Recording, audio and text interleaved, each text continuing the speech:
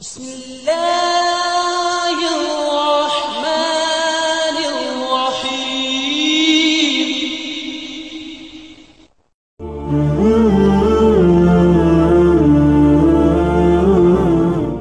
Assalamualaikum warahmatullahi wabarakatuh. Alhamdulillahirabbil alamin. Wassalatu wassalamu ala asrofil anbiya'i wal mursalin, nabiyyina wa habibina Muhammadin wa ala alihi wa sahbihi ajmain wa man tabi'ahum bi ihsanin ila yaumiddin. Subhanaka la ilma lana illa ma 'allamtana innaka antal alimul hakim. Rabbi shrah li sadri wa yassir li amri wahlul 'uqdatam min lisani yafqahu qawli. Sahabat Oborpedia yang dirahmati Allah, tidak ada kebahagiaan yang paling diimpikan oleh manusia selain dicintai oleh penciptanya, yaitu Allah Subhanahu wa ta'ala. Berbagai cara dan upaya kita lakukan supaya bisa mendapatkan ridho dari Allah Subhanahu wa ta'ala, baik itu dalam ibadah, aktivitas sehari-hari, ataupun ketika hendak tidur. Kita selalu ingin mencari ridho Allah Subhanahu wa ta'ala. Hal ini kita lakukan semata-mata untuk supaya bisa mendapatkan perhatian dari Sang Khalik. Karena keutamaan ketika kita mendapatkan cinta Allah Subhanahu wa ta'ala adalah insya Allah kita akan mendapatkan kenikmatan di dunia, terlebih lagi kenikmatan di akhirat.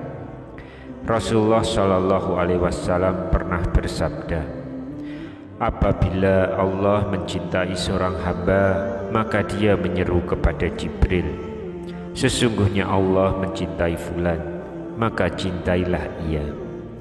Maka Jibril pun mencintainya.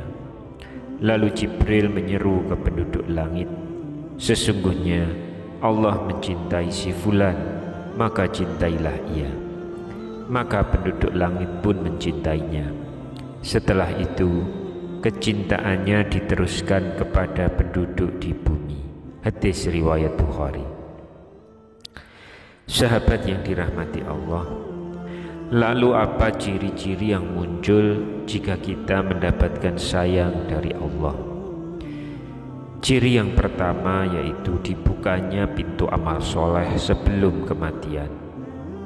Rasulullah Shallallahu Alaihi Wasallam pernah bersabda, apabila Allah menginginkan kebaikan kepada seorang hamba, Allah akan jadikan ia beramal. Dikatakan, apakah dijadikan beramal itu? Beliau Shallallahu Alaihi Wasallam bersabda, Allah bukakan untuknya amalan soleh sebelum meninggalnya, sehingga orang-orang yang berada di sekitarnya ridho kepadanya. Hadis riwayat Ahmad dan Al-Hakim. Dari hadis tersebut sudah jelas sekali dikatakan bahwa jika Allah menghendaki kebaikan pada hambanya, maka Allah akan menjadikan hamba tersebut beramal soleh sebelum wafatnya, dan menjadikan hamba tersebut senantiasa bertaubat kepada Allah Subhanahu wa ta'ala atas segala kesalahannya dalam setiap nafasnya. Sehingga ketika hamba yang dikehendaki Allah tersebut meninggal dunia, maka ia meninggal dalam keadaan husnul khotimah dan diampuni segala dosa-dosa yang dikerjakan semasa hidupnya di dunia. Sungguh sangatlah beruntung seorang hamba yang dicintai oleh Allah Subhanahu wa ta'ala tersebut. Ciri yang kedua, dipercepat sanksinya di dunia. Rasulullah Shallallahu Alaihi Wasallam pernah bersabda, apabila Allah menginginkan kebaikan kepada hambanya, Allah akan segerakan sanksi untuknya di dunia. Dan apabila Allah menginginkan keburukan kepada hambanya, Allah akan membiarkan dosanya di dunia sampai Allah membalasnya di hari kiamat. Meski salah satu tanda seseorang yang dicintai Allah adalah dipercepat sanksinya di dunia, akan tetapi kita tidak dianjurkan untuk meminta kepada Allah agar dipercepat sanksi kita di dunia, karena belum tentu kita akan sanggup untuk menghadapinya. Ada sebuah kisah yang menarik yang mungkin bisa menjadi pelajaran untuk kita semua. Dikisahkan dari Anas radhiyallahu anhu, Rasulullah Shallallahu Alaihi Wasallam pernah menjenguk seorang laki-laki Muslim yang sedang sakit parah. Tubuhnya sampai kurus dan lemah seperti seekor burung kecil. Kemudian Rasulullah Shallallahu Alaihi Wasallam bertanya kepadanya, apakah kamu pernah berdoa ataupun memohon sesuatu kepada Allah? Sahabat tersebut menjawab, ya, saya pernah berdoa, ya Allah, ya Tuhanku, apa yang akan Engkau siksakan kepadaku di akhirat kelak, maka segerakanlah siksa tersebut di dunia. Mendengar pengakuan itu, Rasulullah Shallallahu Alaihi Wasallam pun berkata, Subhanallah, mengapa kamu berdoa seperti itu? Tentu kamu tidak akan tahan. Mengapa kamu tidak berdoa, ya Allah, berilah kami kebaikan di dunia dan kebaikan di akhirat, serta peliharalah kami dari siksa neraka.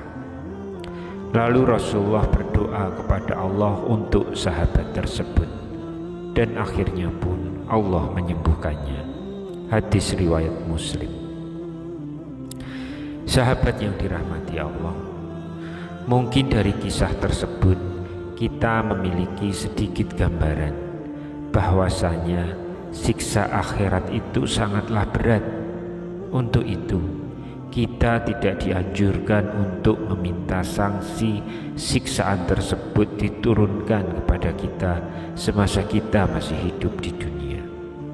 Akan tetapi kita sangatlah dianjurkan untuk terus dan selalu berdoa memohon ampunan kepada Allah Subhanahu wa Ta'ala agar diberikan kebaikan di dunia maupun kebaikan di akhirat, dan semoga kita semua dijauhkan oleh Allah Subhanahu wa Ta'ala dari siksa api neraka. Amin ya rabbal alamin. Ciri yang ketiga, difaqihkan dalam urusan agama. Rasulullah Shallallahu Alaihi Wasallam pernah bersabda, barang siapa yang Allah inginkan kebaikan padanya, Allah akan faqihkan ia dalam agama. Hadis riwayat Bukhari dan Muslim. Yang dimaksud difaqihkan adalah pemahaman yang Allah berikan kepada seorang hamba sehingga ia mendapatkan pemahaman yang lurus terhadap Al-Quran dan hadis, di mana kefaqihan ini bersumber dari kebeningan hati dan dari akidah yang sahih. Karena saat hati kita dipenuhi dengan hawa nafsu, maka orang tersebut tidak akan dapat memahami Al-Quran dan hadis dengan benar. Ciri yang keempat, diberikan ujian atau cobaan. Rasulullah pernah bersabda, barang siapa yang Allah inginkan kebaikan, Allah akan memberikannya musibah. Hadis riwayat Bukhari dan Ahmad. Sahabat yang dirahmati Allah, musibah tidak selalu terkait dengan azab Allah yang ditimpakan kepada kita. Akan tetapi musibah sebetulnya adalah ujian bagi seorang hamba untuk menguji tingkat ketakwaan kita kepada Allah Subhanahu wa Ta'ala. Setiap cobaan yang dihadapi umatnya itu untuk menggugurkan dosa dan mengangkat derajatnya. Sebagaimana dalam Quran surat At-Taghabun ayat 11, Allah Subhanahu wa Ta'ala berfirman, tidak ada suatu musibah pun yang menimpa seseorang kecuali dengan izin Allah, dan barang siapa yang beriman kepada Allah, niscaya dia akan memberi petunjuk kepada hatinya, dan Allah Maha mengetahui segala sesuatu.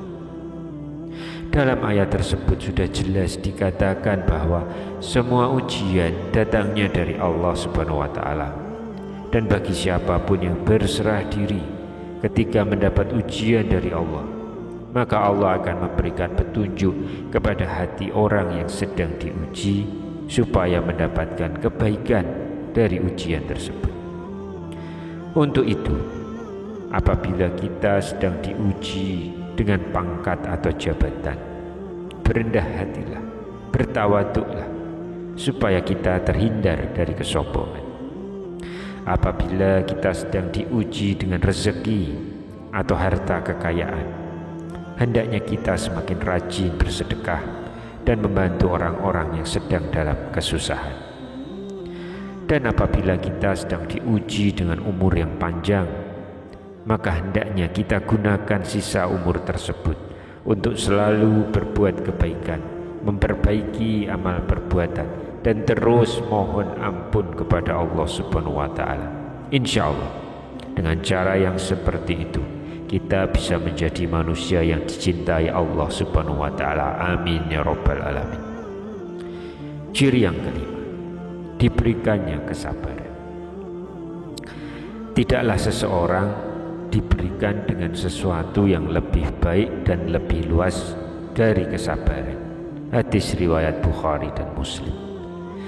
Seperti yang kita ketahui, kesabaran dalam keimanan bagaikan kepala dengan badan, yang artinya keduanya saling melengkapi.